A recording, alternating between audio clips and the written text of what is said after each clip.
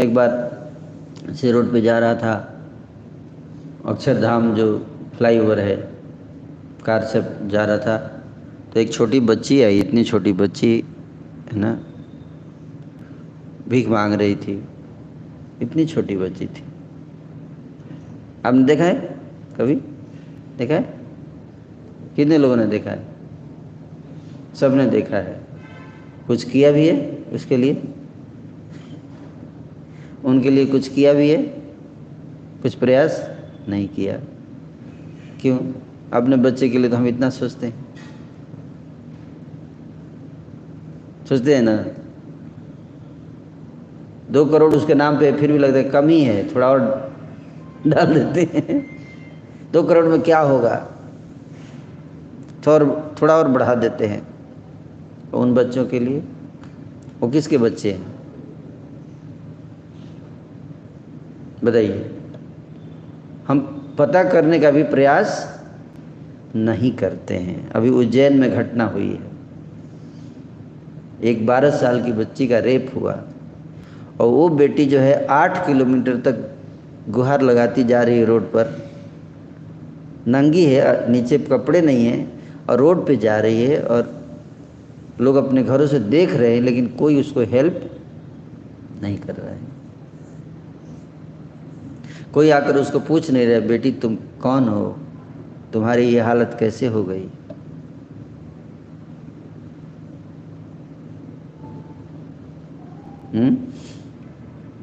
तो एक संत की नज़र पड़ती है, बाबा जी की, तो वो जाते हैं, उसको अपना कपड़ा देते हैं उसको पहनने के लिए, ऐसे फेंक देते हैं, चादर पहनो, पहन के फिर उसको ले जाते हैं, पुलिस को फ़ोन करते हैं, बुलाते हैं, पुलिस के हवाले करते हैं। गृहस्थ हैं देखो कितने सारे, किसी की नज़र नहीं, कोई करना नहीं चाहता है, क्योंकि कौन है? मेरी बेटी तो नहीं है ना, मेरी बेटी थोड़े ना है। मेरे को क्या लेना देना है इससे? आज के समाज की स्थिति ये है, बहुत दुखद स्थिति है, बहुत दुखद है। मूर्खता की हद है ये। लोग अंधे हो चुके हैं, बहरे हो चुके हैं।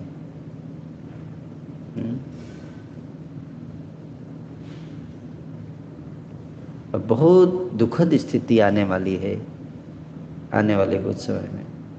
ये बढ़ता जाएगा इस तरह का स्वभाव, कलयुग का प्रभाव है। सो केवल वो बच्ची मैंने खिड़की नीचे करके पूछा कि कहाँ रहती हो? मैंने उस बच्ची से पूछा, तो बोलती है, उस समय ठंडी का दिन था, आप जानते दिल्ली में जनवरी में कितनी ठंड पड़ती है। मैंने उससे पूछा, उसने स्वेटर वेटर कुछ नहीं पहन रखा था। पूछा कहाँ रहती है? बोलती फ्लाईओवर के नीचे रहती हूँ। पूछा मैंने, तुम्हारे माता पिता कहाँ हैं? तो कहती है कि माता पिता नहीं है।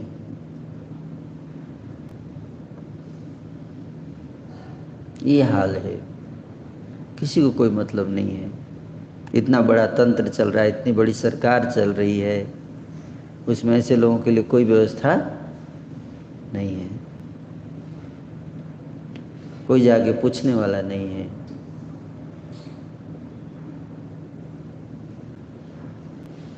और फिर भी हम लोग महानायक बनकर घूम रहे हैं,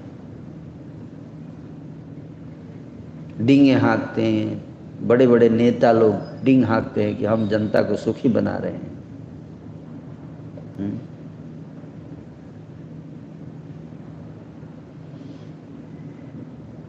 है ना?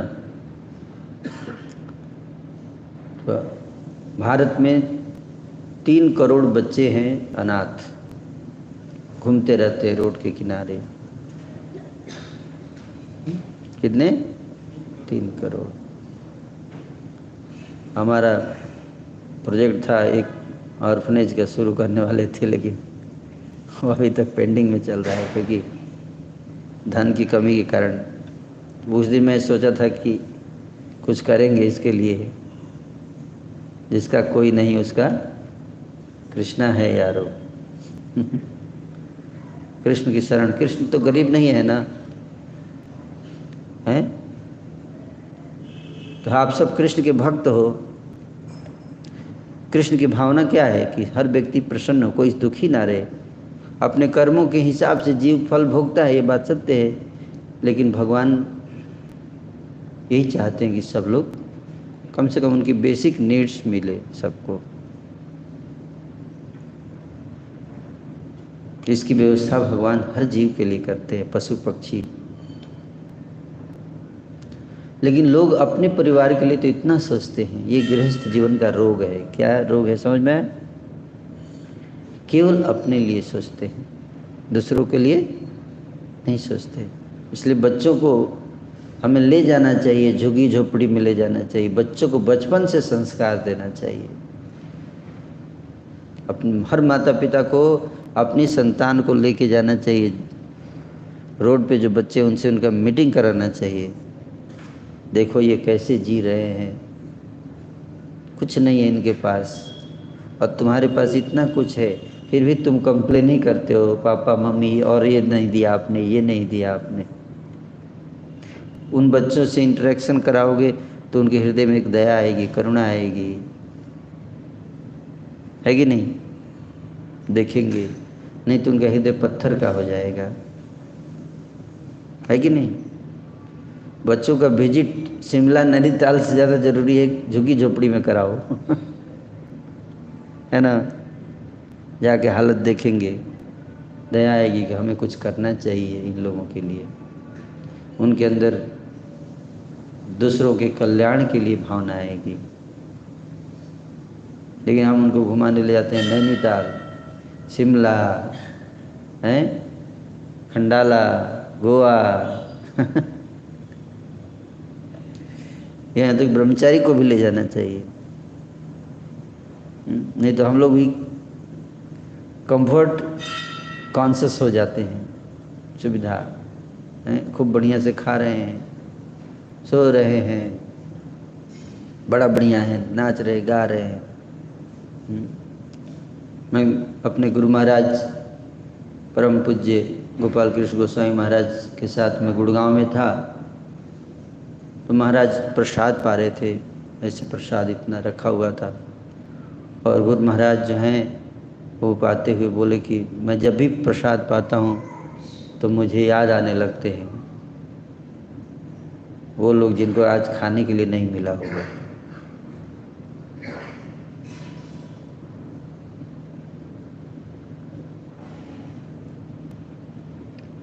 गुरु महाराज ऐसे बोले कि मैं सोचता हूँ कि कितने लोग हैं जिनको आज खाना नहीं मिला होगा, उनके बारे में सोचते हैं खाते समय।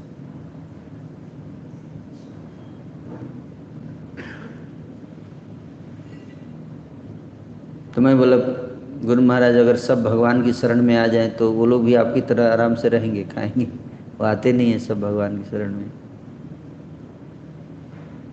तो गुरु महाराज ने कहा कि आते नहीं क्योंकि हम लोग बुलाते नहीं हैं, हम लोग को प्रचार करना चाहिए। हम लोग कैसे आए? कोई प्रचार किया तभी तो आए। अगर प्रभुपाद जी अमेरिका नहीं जाते तो आज इस्कॉन नहीं जुटता होता, इस्कॉन नहीं होता तो हम लोग नहीं बैठे रहते यहाँ। तो जब भी हम प्रसाद लेते हैं क्या सोचना चाहिए? क्या सोचना चाहिए? हाँ, कितने लोग मेरे भाई बंधु सब भूखे हैं, मर रहे हैं, उनके लिए मैं क्या कर सकता हूँ? कैसे उनको हम भगवान की भक्ति शरण में लेकर आए? तब तो हमारा भोजन सार्थक है, अन्यथा हम लोग पाप खा रहे हैं। क्या खा रहे हैं? भुंजते ते अघम पापम ये पचंती आत्म कारणात्। पाप खा रहे हैं हम लोग। भाल ना खाइबे भाल ना पोरिबे, ग्राम्य वार्ता ना कहिबे, ग्राम्य वार्ता ना सुनिबे, अमानी मानद हबे, सदा कृष्ण नाम लोबे, ब्रजे राधा कृष्ण सेवा मानसे करिबे।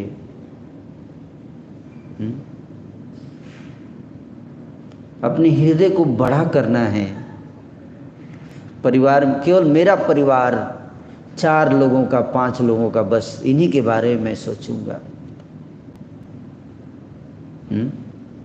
कल की घटना देवरिया में, यूपी में,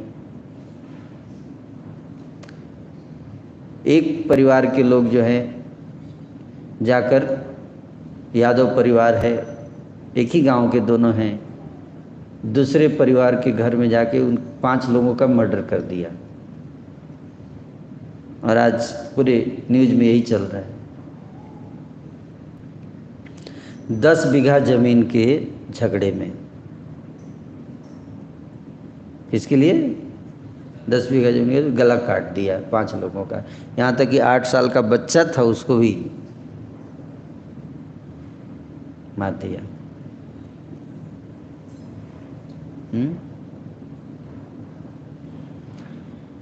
सोचिए, जमीन, जायदाद, धन, ये हृदय को क्या कर देते हैं? पत्थर बना देते हैं। पत्थर हो जाता है हृदय। पद, प्रतिष्ठा, सम्मान, ये हृदय को हार्ड बना देते हैं। और हम उसके लिए कुछ भी गलत कर सकते हैं। किसी भी हद तक जाता है इंसान उसको करने के लिए। चीटिंग, भ्रष्टाचार से भरा हुआ है पूरा देश, है कि नहीं? ऊपर से नीचे तक भ्रष्ट तंत्र। क्या उनको पैसा नहीं मिलता? सरकार पैसा देती है, लेकिन ऊपर से उनको इनकम चाहिए, ऊपरी इनकम। क्यों? भ्रष्ट तंत्र है। स्वार्थ, आध्यात्मिक ज्ञान की कमी है। लोगों के हृदय पत्थर के होते जा रहे हैं, क्योंकि वो शास्त्र नहीं पढ़ते, वास्तविक सत्संग नहीं करते।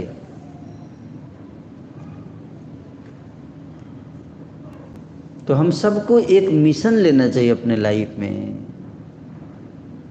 जीना उसका जीना है जो औरों को जीवन देता है। जो अपने लिए जीता है वो भालू और चीता है।